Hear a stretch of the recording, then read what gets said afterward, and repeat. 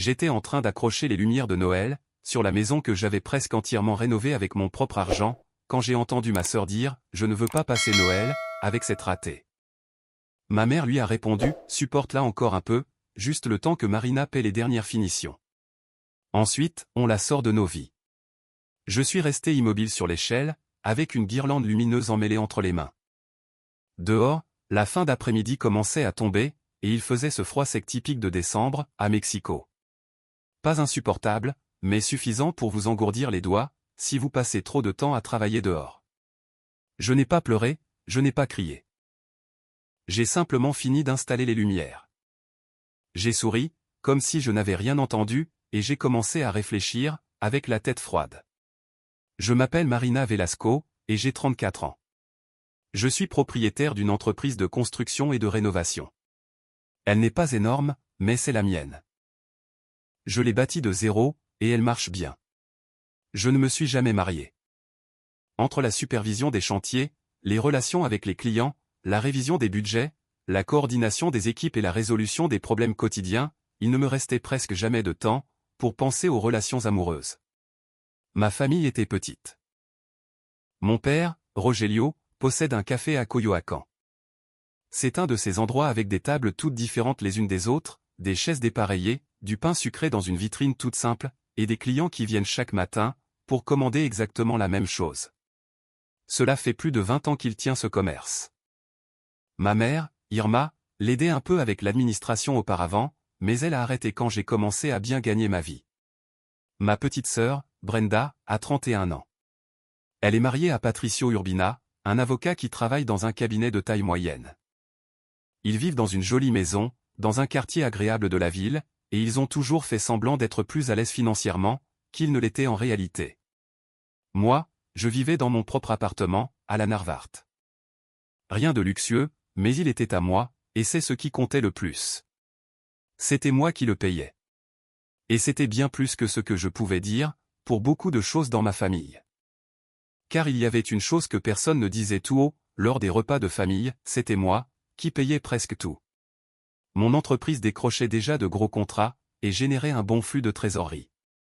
Ce n'était pas comme si je roulais sur l'or, mais je pouvais couvrir de grosses dépenses, si je m'organisais bien.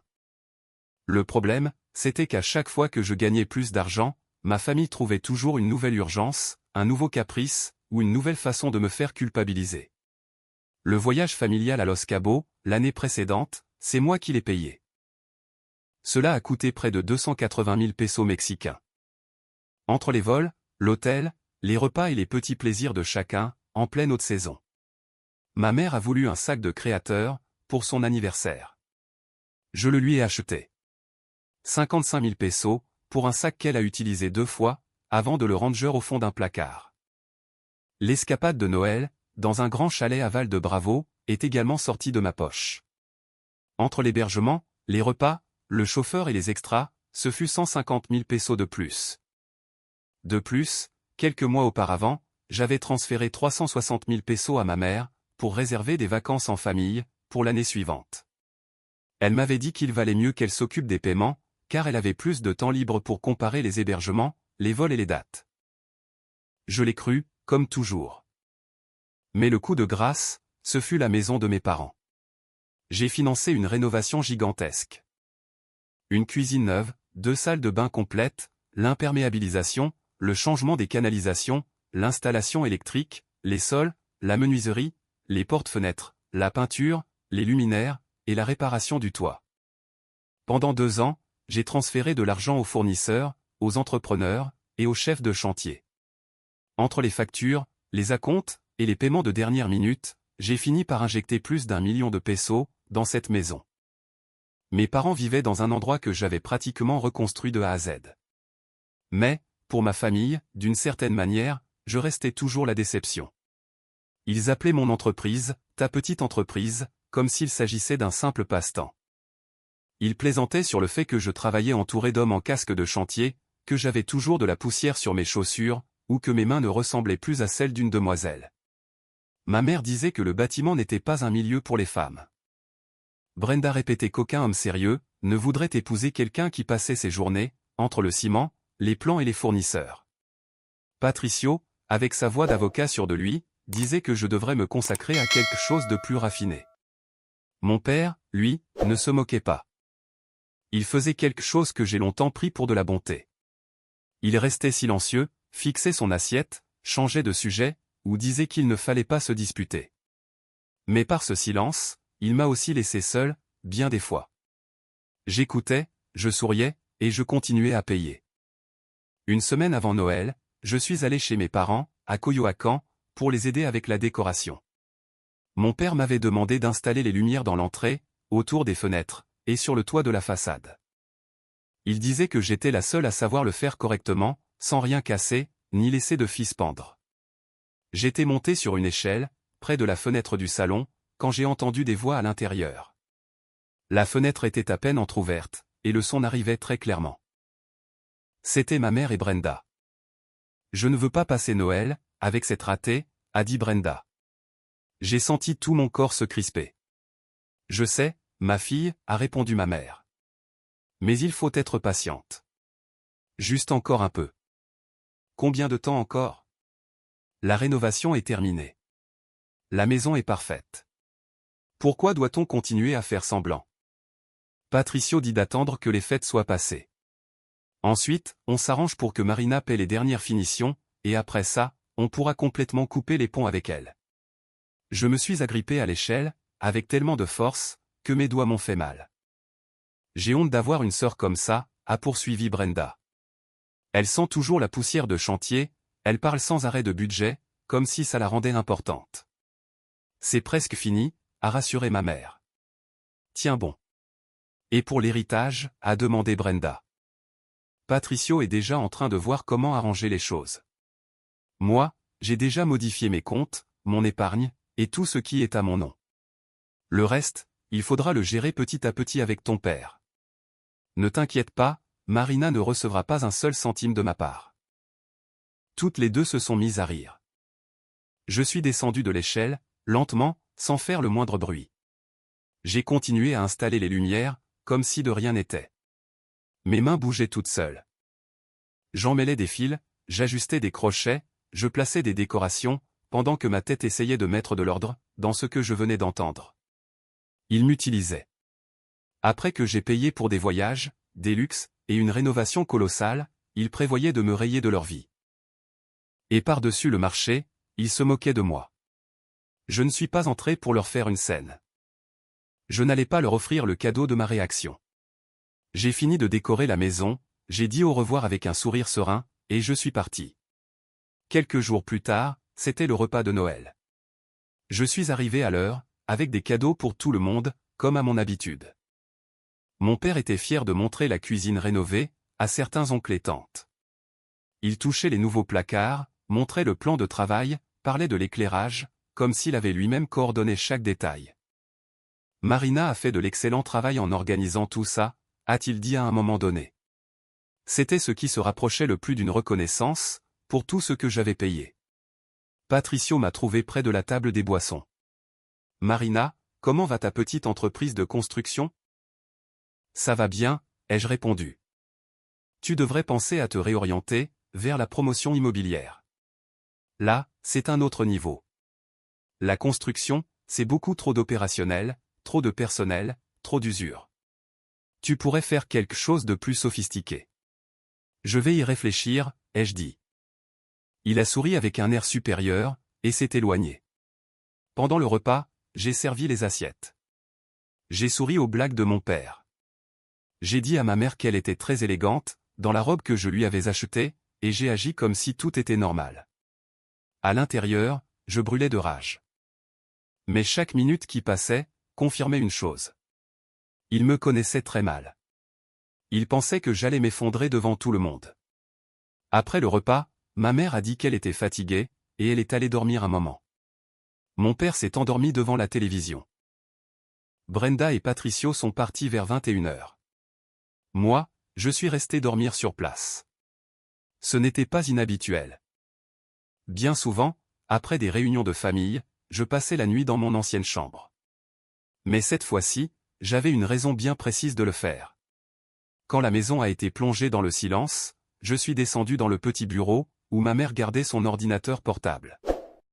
Nous utilisions parfois cet ordinateur pour des paiements familiaux, des réservations ou des documents de la maison. Ma mère m'avait donné le mot de passe plus d'une fois, car, selon elle, j'étais la seule à comprendre ces choses-là. Sa session de messagerie électronique était toujours ouverte. J'ai d'abord cherché les reçus pour les vacances qu'elle était censée avoir réservées, avec les 360 000 pesos. Je n'ai trouvé aucune réservation. Je n'ai trouvé aucun vol. Je n'ai trouvé aucun hébergement. Ce que j'ai trouvé en revanche, c'était un avis de la banque concernant un virement vers un compte séparé, ainsi que plusieurs emails, où ma mère parlait de cet argent, comme si c'était le sien. Ensuite, j'ai tapé mon prénom dans la barre de recherche. Il ne m'a pas fallu longtemps pour trouver le reste. Il y avait des échanges de mails entre ma mère et Patricio, datant de plus d'1 an. Ils planifiaient tout, depuis bien longtemps. Patricio n'écrivait pas comme le méchant d'un film. Il écrivait comme un avocat. Avec des phrases froides, mesurées, prudentes, mais tout aussi claires, si on savait lire entre les lignes. L'un de ces emails, datant de 13 mois, disait « Il convient de maintenir la relation avec Marina, en de bons termes, jusqu'à ce que la rénovation soit terminée et entièrement payée. Après cela, la dynamique familiale pourra être redéfinie, sans affecter les accords patrimoniaux. » Un autre email, de ma mère cette fois, disait « Combien de temps encore dois-je feindre de m'intéresser à son entreprise ? Je suis fatigué de l'entendre parler, de ses chantiers et de ses fournisseurs. » J'ai continué à défiler vers le bas. Il y avait des dizaines de messages. Des dates, des plans, des stratégies pour me garder près d'eux, tout en continuant à me faire payer. Il ne l'écrivait pas toujours en toutes lettres, mais le sens restait le même. J'étais utile, tant que je mettais la main au portefeuille. Puis, j'ai trouvé une chaîne de mails, avec un nom qui m'a glacé le sang. Horacio Campos. C'était un vieil ami d'université de mon père. Il était venu à la maison de nombreuses fois. Je le connaissais depuis que j'étais petite. J'ai ouvert un message, puis un autre, puis encore un autre. Ma mère entretenait une liaison avec Horacio, depuis des années. Les messages parlaient d'attendre le bon moment, de commencer une nouvelle vie ensemble. Du fait que mon père ne lui prêtait plus attention, et que la maison fraîchement rénovée serait parfaite pour ce nouveau départ.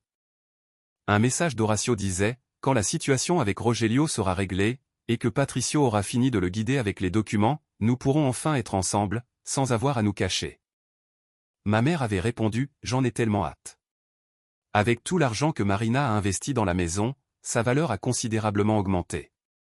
Brenda gardera ma part et ce que nous pourrons transférer, et nous repartirons à zéro. Je suis resté assise dans l'obscurité du bureau, lisant email après email. Et quelque chose s'est refroidi au fond de moi. Non seulement il voulait me rayer de la famille, mais en plus, il s'était servi de moi. Il trahissait mon père, et il se moquait de nous deux, tout en le faisant. J'ai pris des captures d'écran de tout. J'ai enregistré des copies sur un cloud sécurisé, je me suis envoyé les fichiers sur ma propre boîte mail, et j'ai téléchargé tous les reçus que j'ai pu trouver. Je n'ai rien modifié. Je n'ai répondu à rien. J'ai fermé l'ordinateur portable, je suis monté dans ma chambre, et je me suis couché. Je n'ai presque pas dormi de la nuit. Mais, au lever du jour, ma décision était déjà prise. Le premier jour ouvrable après Noël, je suis allé consulter un avocat. J'avais trouvé un professionnel spécialisé dans les affaires familiales, le patrimoine et les conflits de propriété. Il s'appelait Roberto Sanchez, et il a pu me recevoir l'après-midi même. Je lui ai montré tous les emails, les captures d'écran, mes relevés de compte, les reçus de chaque paiement que j'avais effectué pour la rénovation, et les virements pour les vacances. Maître Sanchez a examiné les documents avec calme. Ensuite, il s'est adossé à sa chaise, et a pris une grande inspiration. « C'est une situation compliquée, m'a-t-il dit. La maison est au nom de votre père, et elle lui appartient depuis avant le mariage. Même si c'est vous qui avez payé la rénovation, il n'y a aucun contrat établissant qu'il s'agissait d'un prêt, ou que vous recevriez une part de la propriété. Je ne peux donc rien réclamer. Sur la maison en elle-même.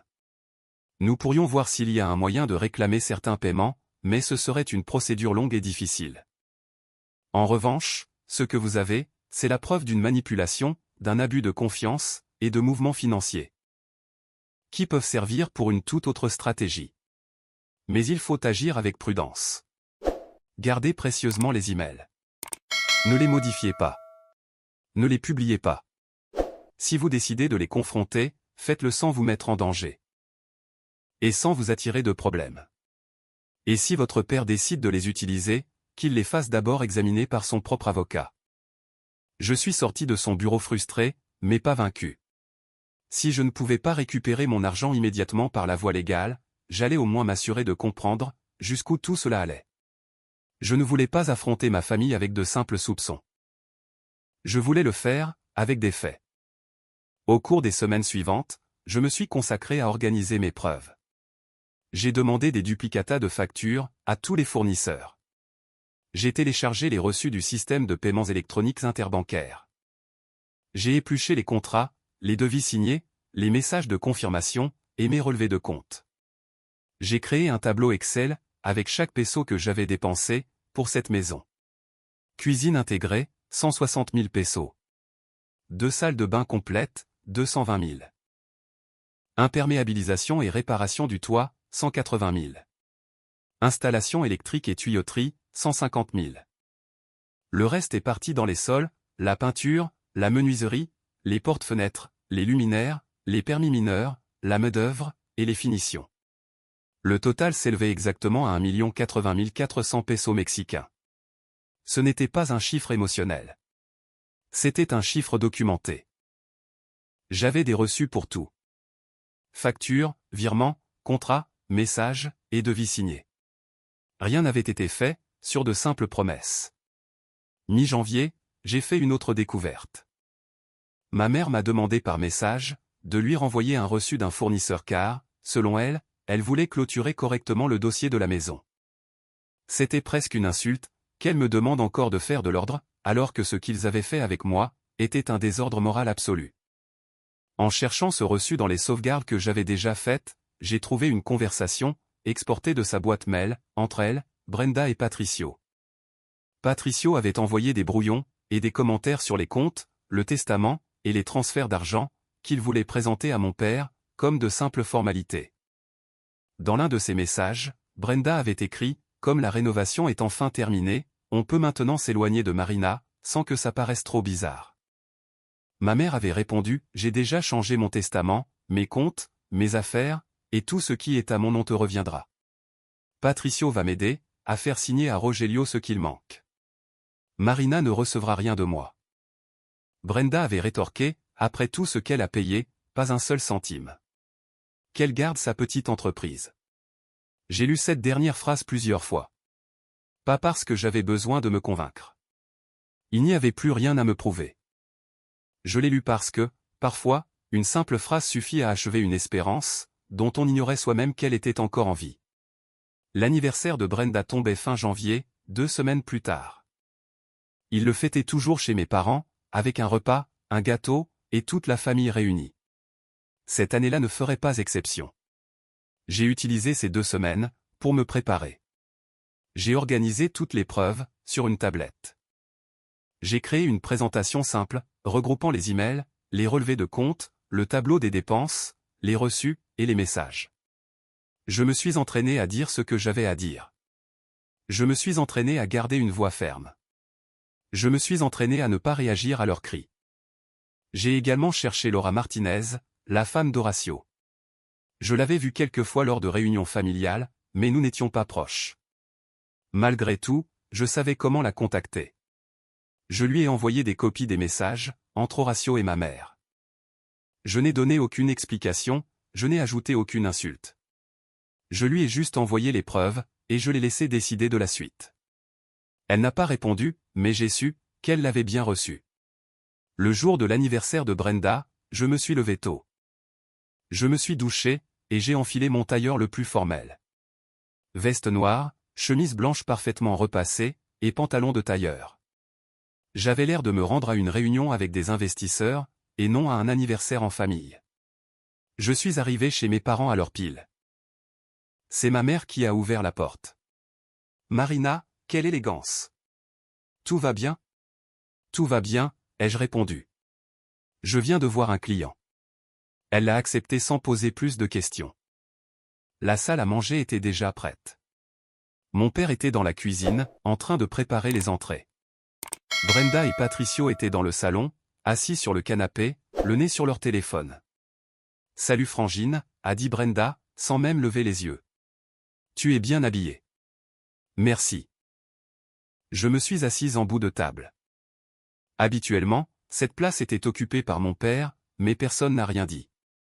Nous avons fait la conversation, pendant que nous attendions le repas. Mon père a apporté les plats, et tout le monde s'est assis. Brenda était de bonne humeur.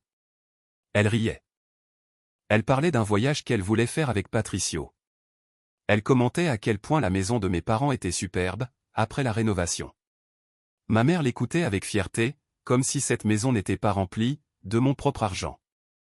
Quand tout le monde a eu de la nourriture dans son assiette, et les verres remplis, je me suis levé.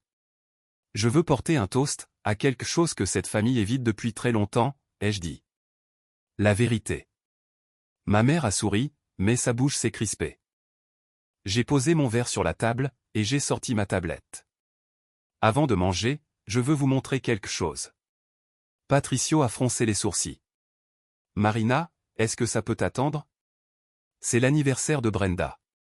Non, ai-je répondu. Ça ne peut pas attendre. J'ai connecté la tablette à la télévision du salon. Il m'a fallu quelques secondes pour que l'image apparaisse, et ce silence fut pire que n'importe quel cri. « Qu'est-ce que tu fais ?» a demandé ma mère. Sa voix n'avait plus rien de doux.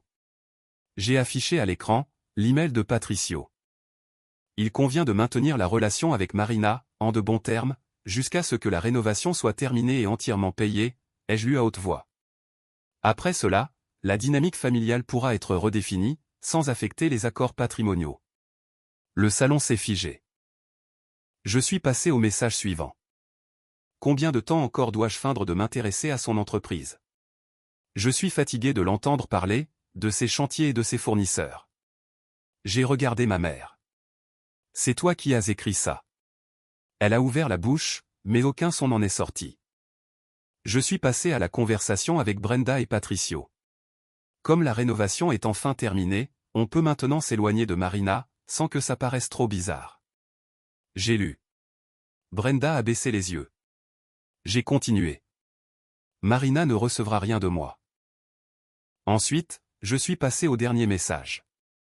Après tout ce qu'elle a payé, pas un seul centime. Qu'elle garde sa petite entreprise. Personne n'a bougé. Patricio a pris son téléphone. N'efface rien, Patricio, lui ai-je dit. J'ai déjà fait des copies. J'ai ouvert le tableau Excel.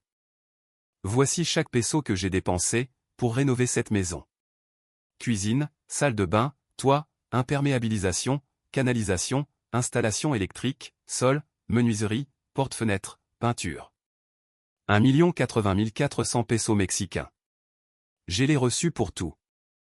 Mon père regardait l'écran, la bouche légèrement entr'ouverte. « Qu'est-ce que c'est que ça ?» a-t-il demandé.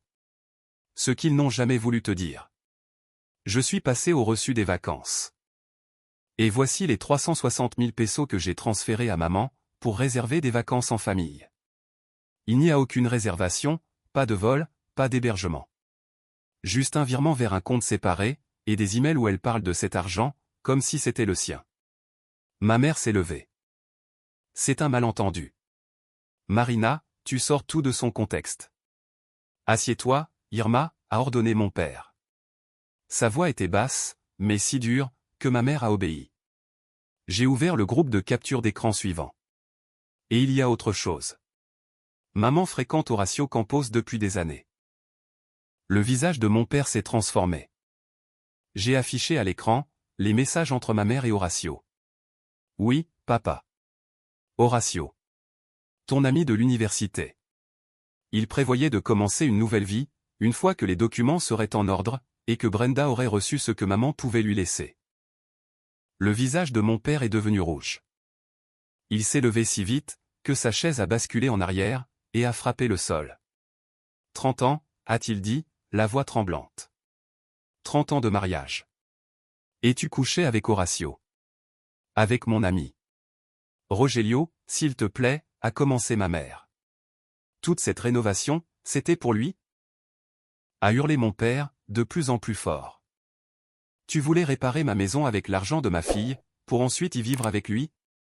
Ce n'est pas comme ça. Alors c'est comment? Il s'est tourné vers moi. Montre-moi les messages.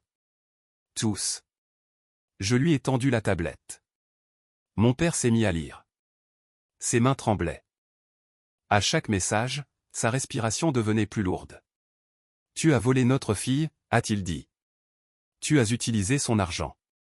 Tu as prévu de lui enlever ce qui lui revenait de ta part, et tu voulais aussi me faire signer des papiers, pour me déposséder, pendant que tu partais avec Horatio. Ma mère s'est mise à pleurer. Tu ne me regardais jamais. La seule chose qui t'importait, c'était ce café. J'étais toute seule.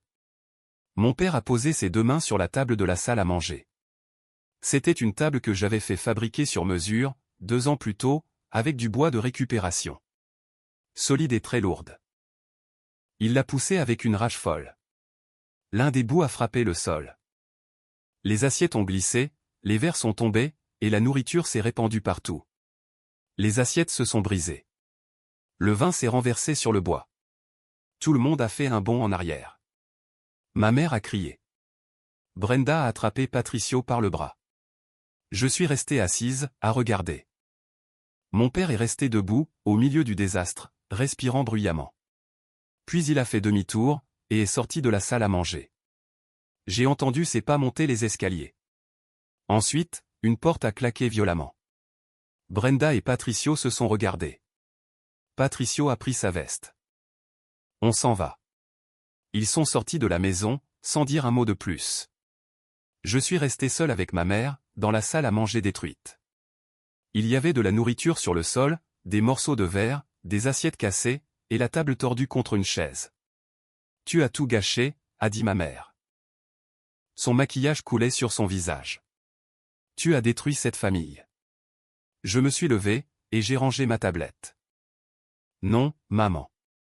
Je n'ai rien cassé. J'ai juste arrêté de vous couvrir. Et maintenant, qu'est-ce que je vais faire? Ça, ce n'est plus mon problème. Je suis sorti prudemment, en évitant les morceaux de verre et la nourriture éparpillée.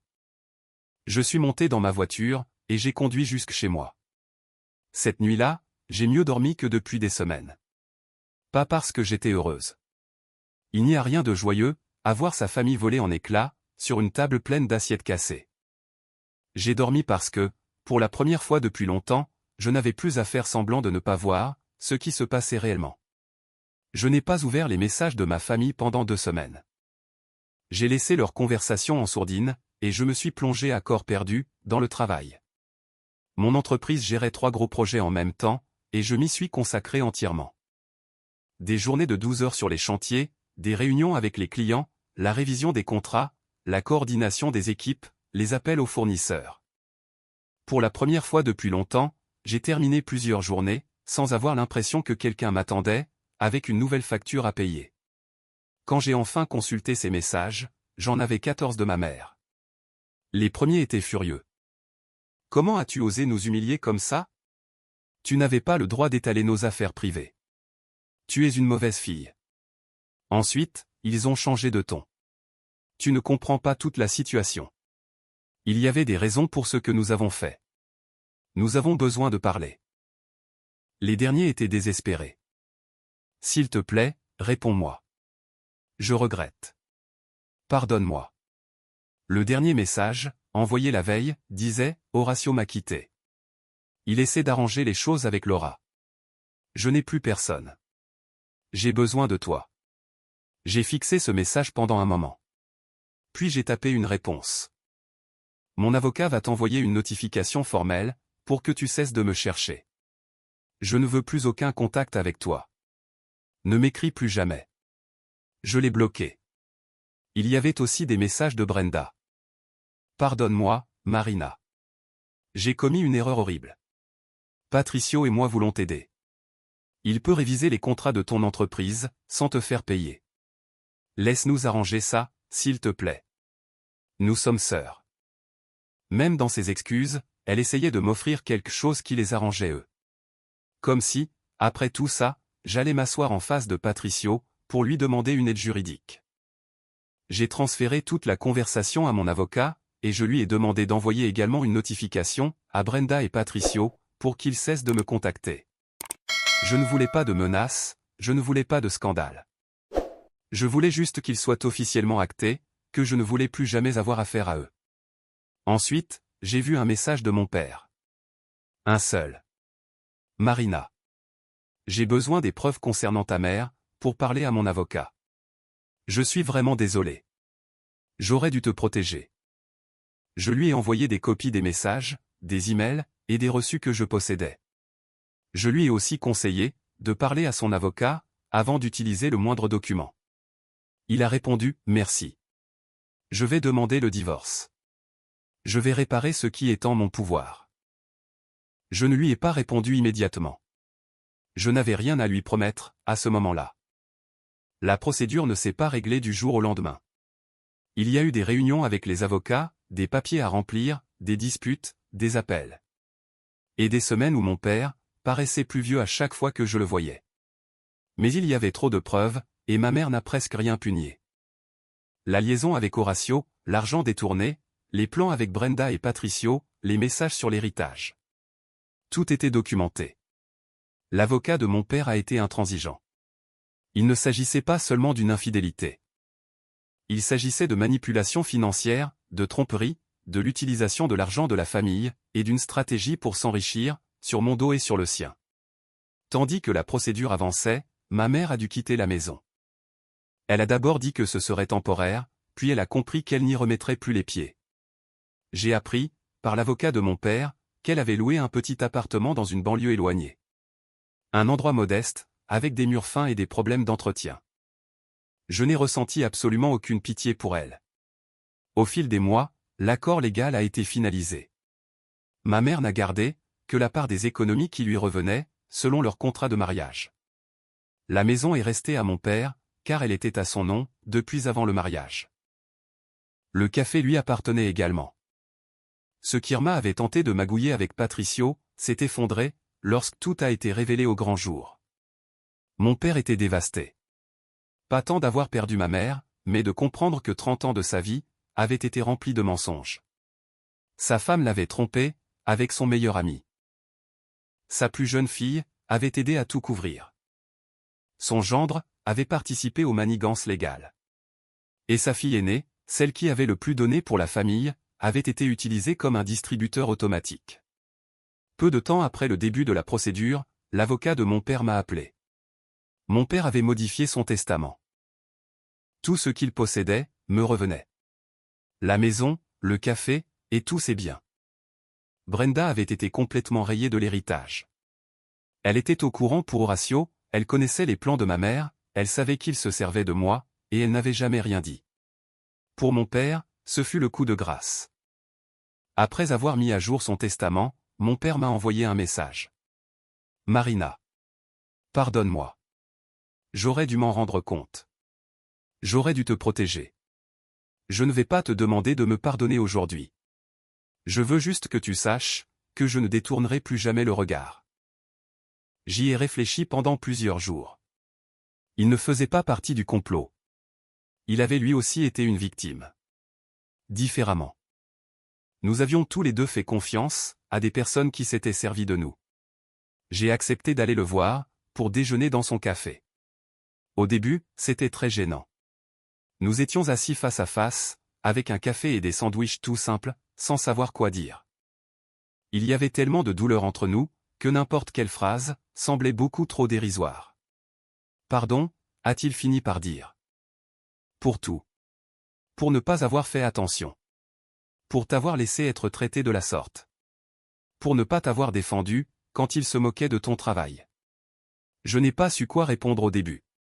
Puis, nous avons parlé pendant 1 heure. Pas de ma mère. Pas de Brenda. Pas du désastre. Nous avons parlé du café, de mes projets, des fournisseurs compliqués, des clients qui ne savent pas ce qu'ils veulent.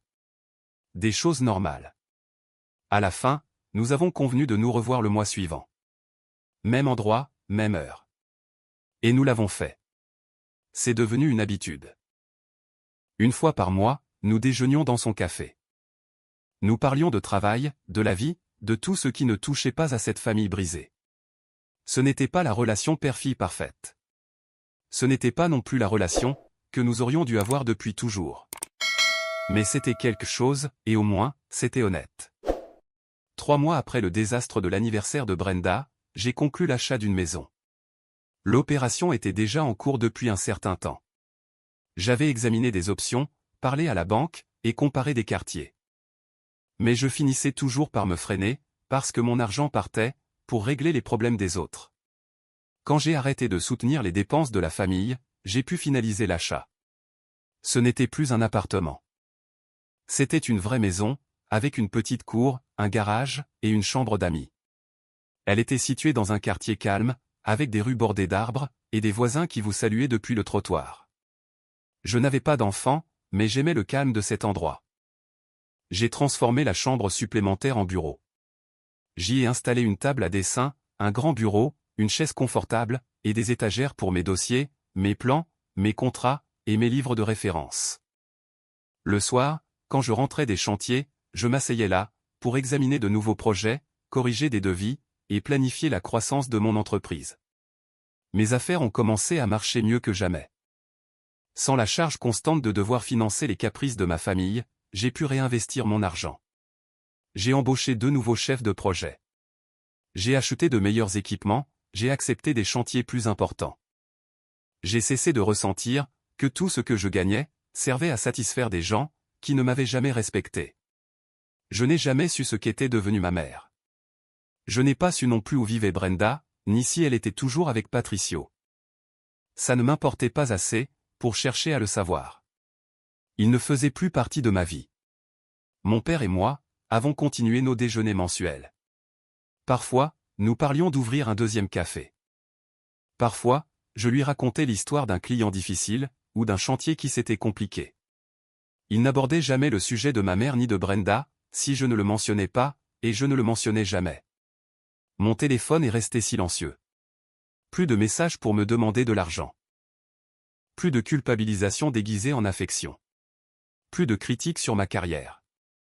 Plus de commentaires sur ma vie personnelle, et plus de moqueries sur mon entreprise. Au début, ce silence m'a paru étrange. Puis, il a commencé à ressembler à du repos. Pendant des années, j'ai cru qu'aider signifiait endurer. Il m'a fallu perdre plus d'1 million de pesos pour comprendre que ce n'est pas de l'aide, si cela implique de s'effacer soi-même. Eux savaient très bien à quel point tout cela me coûtait.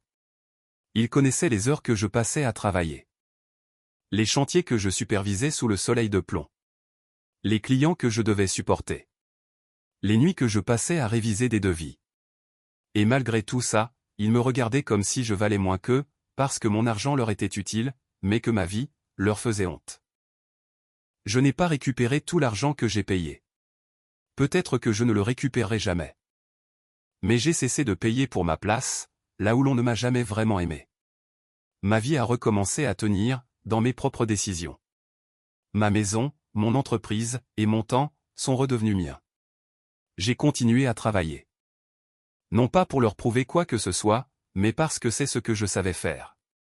Et cette fois-ci, tout ce que j'ai construit est resté avec moi.